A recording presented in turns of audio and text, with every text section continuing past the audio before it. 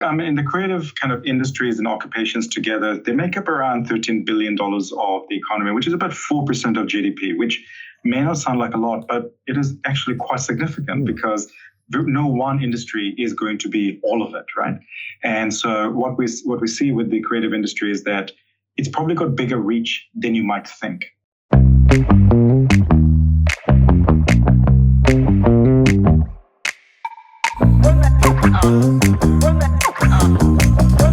And we're here today to talk about a report that Toima has commissioned from you, Skills in the Creative Sector, subtitled A Thriving Sector Despite Training Mismatch. How are you today, Shamubeel? No, I'm excellent. Thank you. Fantastic. I'm going to open with a broad question first, but what most surprised or interested you when you were doing this research?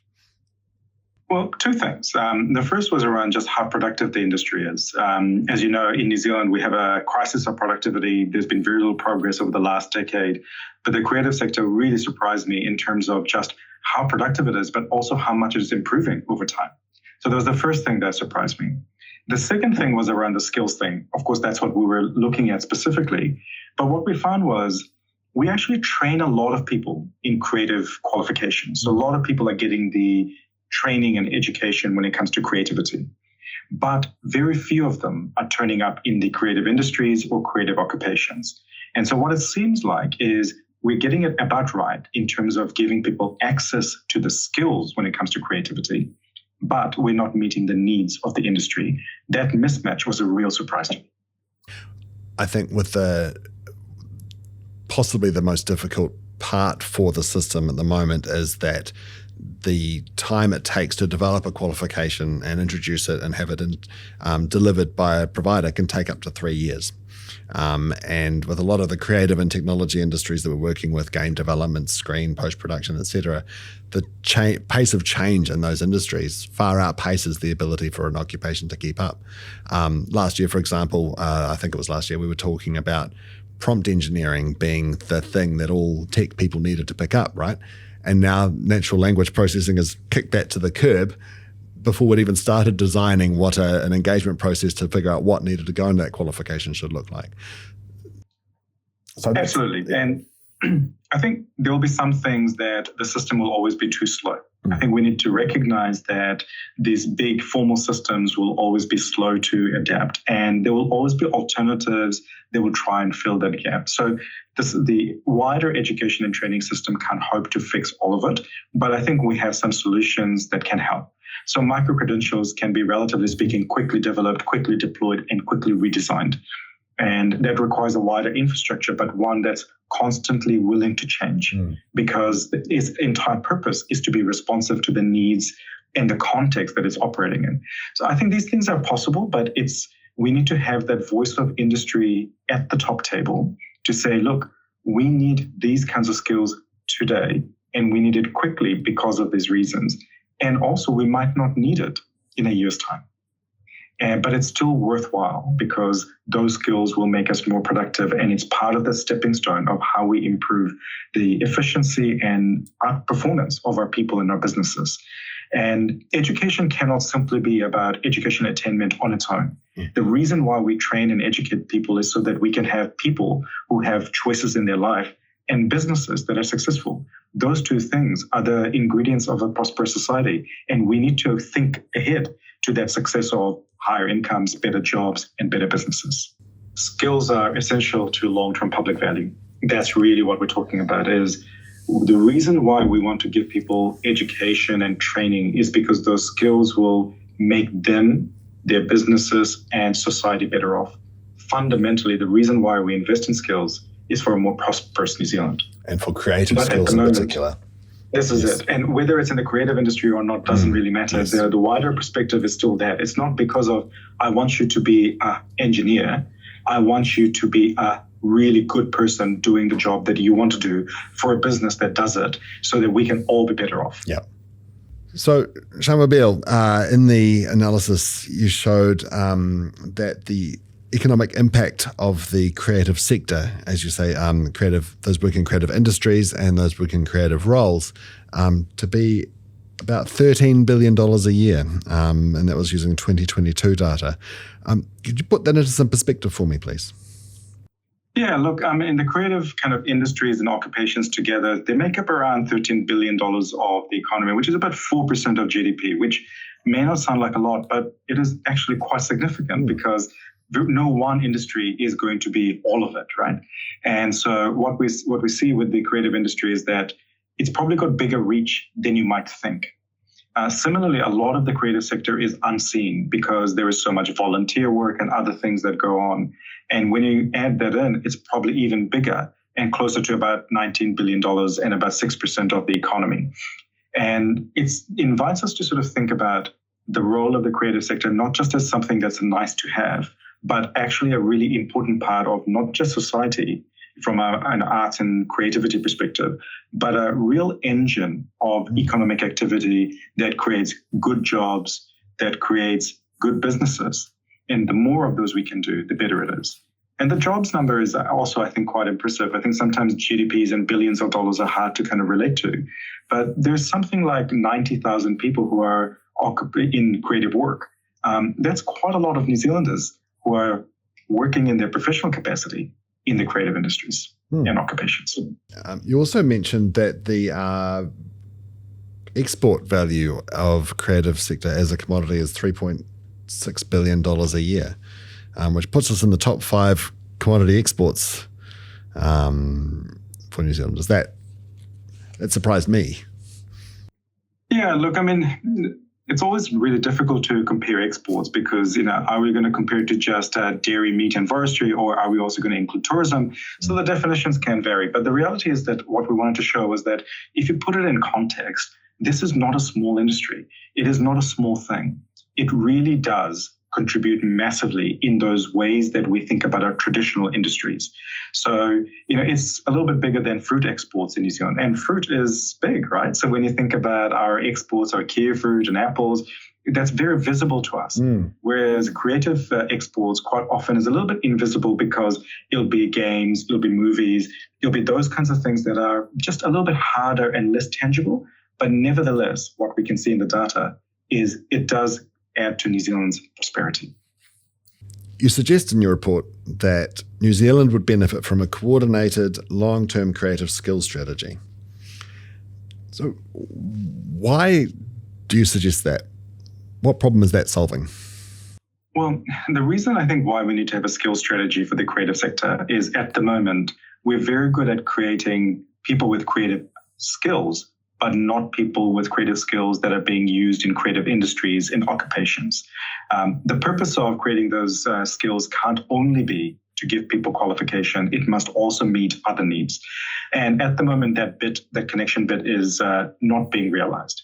And I think there's sort of 3 kind of component parts to a strategy that we'd love to see. If you look at what's happened in the UK and Australia, these were the common themes. The first one is really kind of recognizing that value of creative skills, that creative skills do create long-term public value, both in that very specific approach in terms of the jobs in creative industries and occupations, but also the wider benefits in terms of creatives can add value in lots of different industries because they bring something different, bring something special to those industries and occupations. But the second thing that I think specifically relates to the creative industry is we need to think very clearly about those actual pathways for creatives. At the moment, I don't think our education and training system is really reflecting the true pathways that creatives take into creative jobs and occupations. So we need to kind of work with the way that people are entering into creative work, and we need to make sure that we make our training available and relevant and accessible for these people. And the final thing is really around making sure that there is a way for us to have this ability to coordinate so that the needs of the student, needs of the education providers, and the needs of the industry are all well understood so we can work together to make this happen. Because there is every evidence that we can do this when we come together, but right now it's not working. So the UK has identified creativity as the most significant predictor of occupation growth to 2030. Why is that, do you think? And what is the problem they're trying to solve? Well, the reason why creativity will be such a superpower in the future is because of rapid technological change. so much of, I guess, the old ways of the economy and skills are being automated by new technologies, particularly things like artificial intelligence. But one thing that you can't compete away very quickly with technology is creativity. So that's one of those things that's going to be really, really powerful as an added value that our future workers will provide in the workplace and in other places. So it's not surprising to me that creativity is being held up as one of those very unique skills, because many other things that are codified can be much more accessible through technology, but creativity remains innate, and that spark, that almost that randomness of creativity, that remains a source of resilience and I think a source of opportunity. And do you think that extends beyond just creative roles and creative industries? Absolutely. I think we've already seen that, creative qualified people go on to work in non-creative industries. So these people are finding gainful employment in lots of different industries and lots of different occupations. And they're taking those skills and they're making them useful in different ways. So I think we can already see the value of creative qualifications and education in the workplace outside of the creative industries. And I think the bigger thing for me is not so much that the rest of the economy hasn't seen the value. It's about how do we make sure the skills and qualifications that we created in the qualifications is also relevant for the creative industries and occupations. That's the little missing link that I think will really supercharge the value of the creative sector. The creative sector is probably more productive than people realize. The reason why the creative sector is sometimes seen as low productivity is really a reflection of the precarity of creative sector work. Because many creative jobs are short-term, they're part-time. It looks like there are lots of jobs relative to the hours that they work. But when you look at it on a per FTE basis, the productivity of the creative sector is actually slightly higher than one of our very productive sectors, which is agriculture. The lesson for that is not to say that there is no issue in the creative sector, but is to understand that, one, it is productive, but two, there is work to be done in terms of the types of work we create. Our work is still precarious, it's sometimes relatively low paid, and there's work to be done in the industry in terms of improving that ability for us to look after our people. It is worth pointing out that average hides quite a strong distribution, that some creative parts of the creative sector are more productive than others. So which are the ones that you think are the stars that we really ought to be talking about here? Look, the creative sector is quite diverse. There's just so many different parts of it. But the ones that really stand out is really around in music and movies and video. So we're very, very good at those kinds of things. The productivity in other parts is still good, but not as impressive as some of these industries.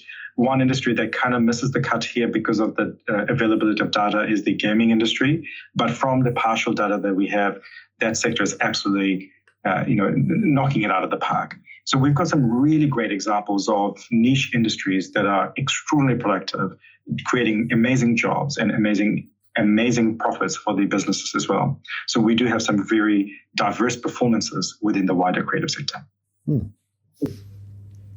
And is that high productivity an opportunity for New Zealand to lean into and, I guess, leverage from your perspective? Look, the way to think about it is when you've got somebody entering into the workforce, what kind of work would you want them to do? One that makes all of New Zealand better off through higher wages and higher profits, or one that does not? The reality is that most of the future job opportunities are going to be in industries that are profitable and have good quality jobs, good quality wages, good quality working conditions. And that's what productivity really is. And the future of New Zealand is going to be industries that have high productivity are the ones that are going to grow. They are the ones who are going to be contributing to the future of New Zealand. And we want to make sure our people are ready and able to participate in that. When it comes to education and training, it's important to have breadth. We want to be able to give people access to qualifications and education that they find useful for intrinsic purposes, but also we want to have access to training and education that's important for industries to be able to get people who have the technical skills and capabilities to slot into work in their workplaces. And both of those things are important. So the education system and industrial strategy is always trying to find the right balance between those two things. I think the importance of an industrial strategy is to ensure that we understand the core value of the education that we're trying to create. In the creative industry, the core value in my mind is much bigger than simply, can they do the job in my business? I think it is about the wider benefit of creativity that allows you to think in a certain way that adds value. The second part is, have we got the ability to also give people the technical skills so they're able to transition into those creative jobs? It is both of those things. And I think being able to do that would be really powerful. And that's what industrial strategy does. It gives you the clarity to understand that two-part issue of making sure you understand the underlying value of an education and the specific application of that in industry. So it is that and part that a wider kind of well-coordinated strategy would deliver. You highlight in your report the distinction between qualifications and skills. So why does this matter? Well, it matters a great deal because there's a huge number of people in New Zealand who have those creative qualifications. But the question is not so much, do people have the qualifications? The question is, with those qualifications, are they working in those creative occupations? Is there a transition? And what we found in the data is that there's actually a very small overlap. That just because we have lots of people who are working in creative occupations doesn't mean that they necessarily have creative qualifications. So it's the people who are working in those occupations are absolutely skilled in doing that work. So skills does not equal qualifications, and vice versa. Qualification does not equal skills. So being able to kind of understand that we have a situation at the moment where we have an education and training system that's actually very good at giving people qualifications is not necessarily matching up with the skills that we see in the workplaces in New Zealand today. You've introduced this Venn diagram into the research report, and I think this is one of my favourite pictures in the report because it illustrates so perfectly well what you've been saying and what we at Toimai have also come to the conclusion that qualifications and skills are very different. And here you'll see we see that the 47,000 people working in creative occupations in New Zealand, only some of whom, only 13,000, actually have creative qualifications. And you've got 126,000 people who are qualified with some exception, who are not working in either creative industry or creative occupations. Now, ideally, we'd want to see greater overlap between these two circles here. We want more people with creative occupations to have creative qualifications. That would be a sign that our training system is delivering for industry and for the people who are taking on those skills. What do you think is one of the main reasons that's not happening? Look, when we did the qualitative interviews with people in the industry, what we found was quite often the skills they required were not really being reflected in the types of qualifications and training people were getting in the formal education system. And so, again, it's not just diminish the education that people are getting or the training that they're getting. These people are using that qualification in other things. But the needs of the qualification for the occupations in the creative industry are not being met. And therein lies the challenge. And so what we want to do is make sure that the needs of the industry are being reflected in the way that we think about the design of our training and education. Not only do we want people to be creative, we also want people to be able to pursue their creative pursuits in creative occupations and industries should they wish to. Again, this is not about forcing people, but it's about making sure our education training system is fit for purpose to give people those choices. At the moment, it is not. I think that's absolutely right. I think there's a distinction that we're seeing as well between education where people are finding an interest that they want to study and learn through, and probably the more practical training provision where people are going in with an express intent of getting skills that they want to use. And I think certainly seeing a failure in the latter where people are going through training and not getting the skills that the industry are needing. And that graph, I think, that Venn diagram puts that into some stark relief. It does. And I think it creates this kind of additional pressure for the industry to create its own non-standardized forms of training and upskilling of its people, which might be working just fine, but it becomes harder to do that in a coordinated quality adjusted way over time. And what we want is for an industry that's already high productivity, an industry that's growing, we want to give it the best possible chance of success. And that means bringing to bear the big apparatus that we do have for education and training to also work for it. So it's about finding the best of all worlds rather than throwing away what we have, because I think there's lots of good benefits of our qualification system as it stands. But there is an additional step that we can take to ensure that the needs of the industry are also met. So like I said before, the industry is succeeding. We are creating people with lots of creative qualifications, but those two things are not overlapping sufficiently. If we can bring those two things closer together, I think there'll be a recipe for even greater success in the creative industries. So the value of creativity in the creative work, is it only to creative, is the value only to creative jobs, or is there something else? I think in our report, we really focused on almost the visible part of the creative sector. We looked at the jobs and the profits and those kinds of things. That's, I think, the proximate kind of contribution. So, of course, that stuff is important, but at a more fundamental level, creatives are also quite unique in that they build the cultural capability of our nation. And those things are really powerful because our arts and culture are really important parts of what that holds a society together. They act as the glue. So it gives us identity. It sort of creates inclusion. It leads to innovation. So these are all kind of things that are much more important for the wider workings of society. And so I think there's this extraordinary value of creatives and creativity that is very difficult to see, but you wouldn't miss it if it weren't there.